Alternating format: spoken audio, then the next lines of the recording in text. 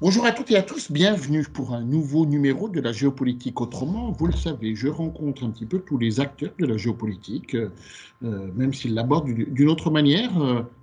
L'objectif est de faire connaissance et de découvrir un petit peu ce monde passionnant. Aujourd'hui, j'accueille Anne Lacambe, vous êtes donc responsable éditoriale des éditions Autrement et j'avais quelques questions à vous poser parce que quand on regarde le catalogue des éditions Autrement, on s'aperçoit qu'il y a une collection impressionnante. Alors, ma première question, c'est pourquoi ce choix de bâtir ou d'offrir des atlas géopolitiques? Alors, c'est une collection qui a déjà une vingtaine d'années et effectivement, ça permettait d'offrir aux lecteurs une autre vision de la géopolitique, des thématiques, de l'histoire aussi également, grâce aux cartes qui permettent une visualisation plus aisée et plus facile des phénomènes étudiés. D'accord. Et je vois, enfin comment, j'ai vu également que vous étiez diversifié dans comment, je sais pas si je veux dire l'offre ou le format, puisqu'il y a à la fois du papier, de l'e-book et du digital. À l'heure actuelle, qu'est-ce qui est, sans indiscrétion, la formule qui est la plus vendue ou qui plaît le plus? Alors, oui, pour les atlas, ça reste la version papier. Même si voilà, je crois que les gens sont encore très attachés à pouvoir prendre le temps de regarder et d'ouvrir un livre et de regarder les cartes et de prendre le temps de les regarder sur papier et pas derrière un écran, malgré la numérisation de notre monde.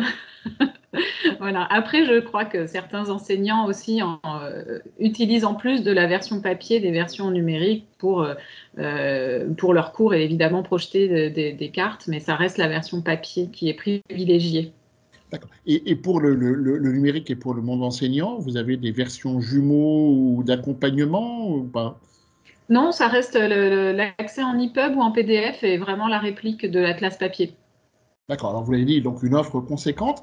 Et est-ce qu'il y a, comment, alors sans vouloir chagriner tous vos auteurs, des best-sellers et des sujets qui reviennent régulièrement?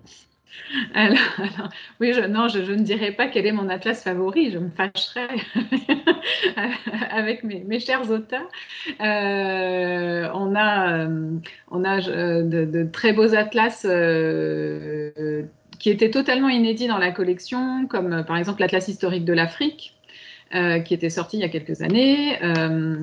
Et puis, j'ai à cœur de diversifier la collection justement vers des atlas un peu plus grand public pour attirer des gens qui ne sont pas familiers des cartes ou qui le sont de plus en plus avec la profusion de cartes qu'on voit dans les médias, d'attirer des gens voilà, vers un nouveau public en fait, vers la carte. Alors, vous nous avez dit, vous ne n'allez pas dire quel est votre atlas favori. Par contre, je vais contourner cette question. Quel est l'atlas que vous aimeriez proposer?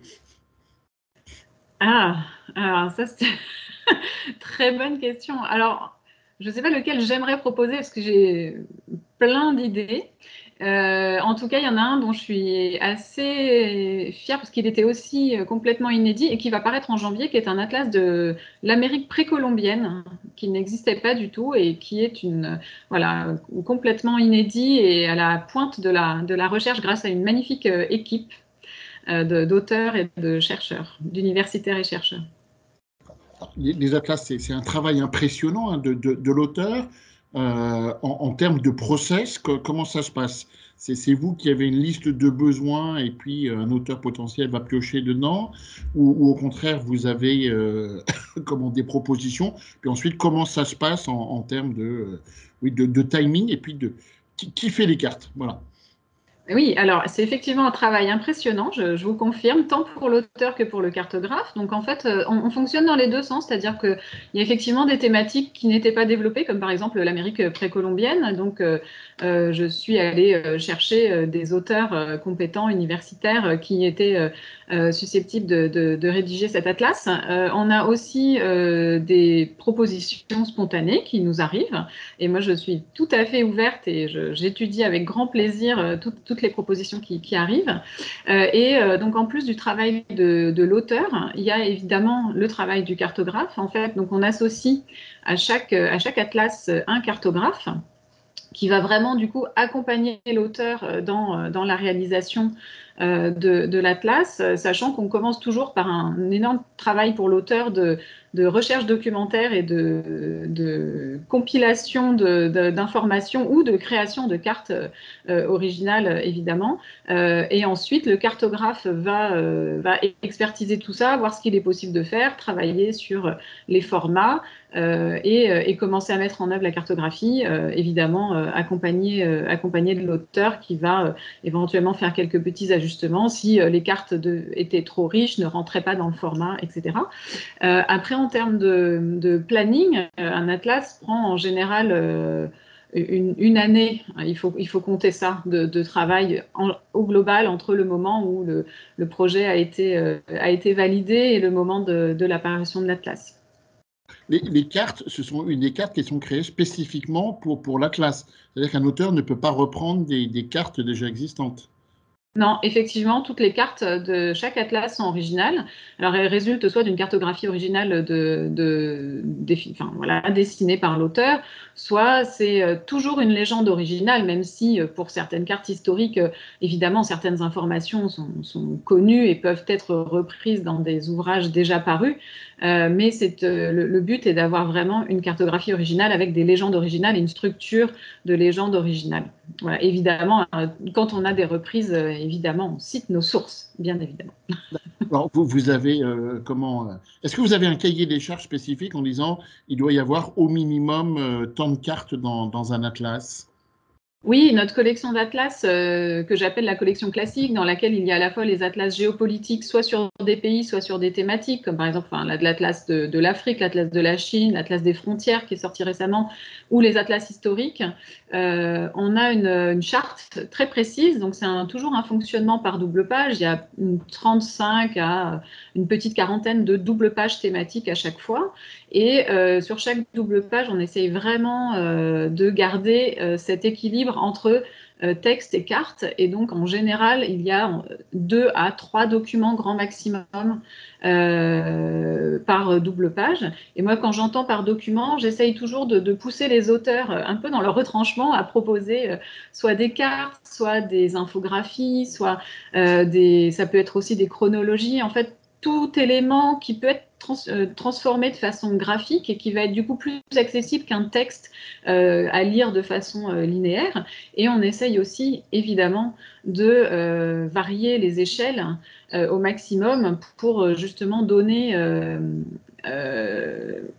peu de perspective aux choses en ayant soit une vision globale et une vision plus zoomée d'événements ou de situations. Le cartographe, c'est vous qui le rémunérez, c'est pas l'auteur. Tout à fait. Non, le cartographe a un contrat d'auteur aussi. Il est considéré comme un auteur. D'accord. Donc En vous fait, avez... c'est un vrai travail c'est une vraie équipe, un auteur et cartographe pour le coup. Ils travaillent vraiment en étroite collaboration sur chaque titre. D'accord. Donc vous devez avoir une équipe conséquente de cartographes. Tout à fait, oui, ce sont des cartographes freelance, hein, mais effectivement, on a une équipe avec lesquelles je travaille de façon privilégiée et voilà, on en a plein. Et j'essaye aussi de recruter des jeunes cartographes voilà, pour étoffer l'équipe et pouvoir compléter la collection. D'accord. Et vous avez envisagé de faire des jumeaux sur numérique avec des cartes interactives ou évolutives où le lecteur pourrait créer sa propre carte? Alors, ça fait partie de mes rêves un peu fous, de quand j'aurai un peu de temps. D'accord. Voilà. Mais oui, ça serait évidemment idéal, bien sûr. Bien sûr, du support numérique enrichi, c'est effectivement ça serait tout à fait intéressant. Un peu de teasing, vous avez parlé de la sortie donc, de l'Atlas sur la période précolombienne. Quelles sont les autres sorties prévues dans les prochaines semaines? Alors, là, tous les titres de l'année sont sortis. Donc, on a de magnifiques titres sur l'Océanie, sur les grandes découvertes, sur qu'est-ce qu'on a sorti d'autre? Sur les phares du bout du monde pour rêver en cette fin d'année et voyager depuis son canapé, faute de pouvoir voyager loin en réel. Et à venir, on va avoir un un petit atlas hors collection qui, dans cette année électorale, va permettre un peu de se poser et de réfléchir, qui est 50 cartes à voir avant d'aller voter. Donc voilà, pour essayer de se faire une idée objective de la situation de la France sur toutes les thématiques éducation, logement, pouvoir d'achat, etc. Donc là, c'est un vrai, voilà, c'est justement pour essayer de contrer un peu les fake news qu'on voit partout et d'amener le lecteur à prendre le temps de regarder des cartes avec des données objectives sur la situation pour décrypter le langage des politiques. D'accord, bon, bah ça, je pense que vous aurez des rééditions permanentes et constantes.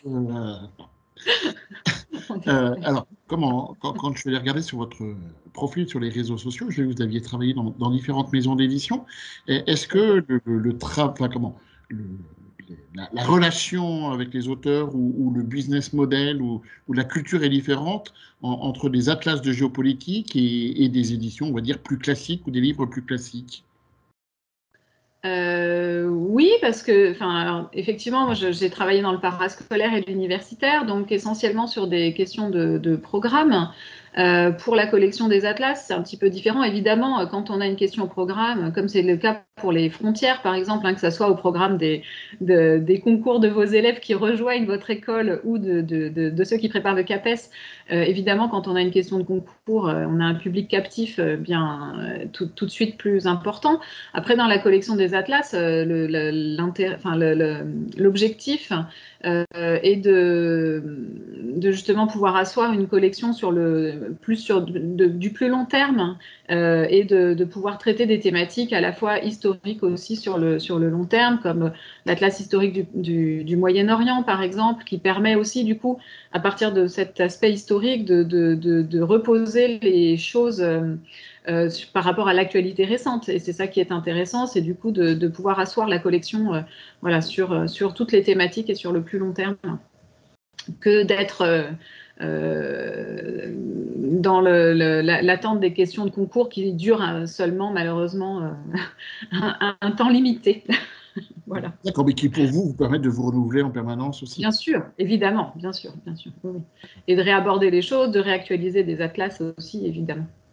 Alors, la période des prix littéraires vient un peu de se terminer, mais est-ce qu'il y a des prix littéraires, enfin des prix, je ne sais pas si on doit dire littéraires ou pas, spécifiques pour des atlas de géopolitique? Alors, en géographie, il y a plusieurs prix. Il y en a un qui est, voilà, qui est remis, il y a le prix Amerigo Vespucci qui est remis à Saint-Dié-des-Vosges. Il y a aussi, je crois, un prix de la Société de géographie. Voilà, donc on essaye d'être actif dans ces réseaux-là, effectivement. Ouais. Votre définition de géopolitique? Comprendre le monde. D'accord, ça me va bien parce que c'est également ma définition. Et un message aux étudiants pour leur montrer l'intérêt de la géopolitique ou de la lecture? Alors, les deux. Non, mais je crois que l'intérêt de la géopolitique, c'est évidemment de comprendre le monde. Alors, grâce aux atlas, c'est vrai que par la carte, ça leur donne à voir le monde de façon peut-être plus posée, concrète, de façon peut-être plus globale à l'échelle quand on a des cartes à l'échelle du monde. Ça permet aussi peut-être de visualiser les différents acteurs, de comprendre les interdépendances. Et les atlas permettent d'être à jour de la recherche. Nous, on a une politique de mise à jour assez, voilà, avec un renouvellement le plus fréquent possible et en fonction évidemment des enjeux et de ce qui se passe dans le monde pour justement être à la pointe de la recherche sur chaque sujet. Pardon. Donc voilà, comprendre le monde, en plus, je pense, pour vos élèves qui sont des futurs managers, et ça leur permettra aussi d'agir en conséquence, de travailler en entreprise avec une vision, une vision de la situation à la fois globale et peut-être plus régionale des choses pour eux. D'accord. Alors, on est arrivé au terme de l'entretien. Vous le savez, le rituel dans mes interviews, la dernière question, c'est l'invité. Quelle est la question que vous auriez aimé me poser? Alors moi, j'aurais aimé vous poser, parce qu'on a parlé livres du coup, mais est-ce que vos étudiants ont d'autres supports privilégiés justement pour se tenir au courant de l'actualité, de l'histoire qui bouge, de l'actualité géopolitique? Alors, on a une bibliothèque à la fois physique et numérique. D'accord. On constate avec grande surprise que c'est l'endroit le plus utilisé dans l'école, hein, y compris le dimanche et même en période hivernale. Donc, vous voyez que comment il y a un enfin, il y a un regain par rapport à ça. Et les étudiants sont plutôt dans des revues de presse ou des abonnements à des revues spécialisées où se font ensuite leur propre, comment, leur propre liste d'informations pour avoir, pour être au courant. Hein, Très mais, bien. voilà. Mais peu, ils sont peu forcément sur des livres, peut-être en prépa beaucoup plus. Oui. Après, ils sont plus dans de l'approfondissement ou du chapitre de livre que d'ouvrages en tant que tel. Enfin, le modèle universitaire français est un petit peu différent du monde anglo-saxon où le cours repose sur un seul bouquin généralement fait par le prof, alors que nous, on est plutôt sur une bibliographie beaucoup plus, enfin, beaucoup plus large. Très bien. Et, bah super. Ils lisent donc beaucoup. Et enfin, je l'espère, ou ils me disent, oui, voilà. Merci à vous en tout cas, et puis bah, Merci. écoutez, bon courage et je vous souhaite plein de nouveaux atlas géopolitiques parce qu'effectivement, il y a besoin, à travers des cartes, de découvrir le monde. À très Tout à bientôt. fait. Merci beaucoup. Au revoir. Au revoir.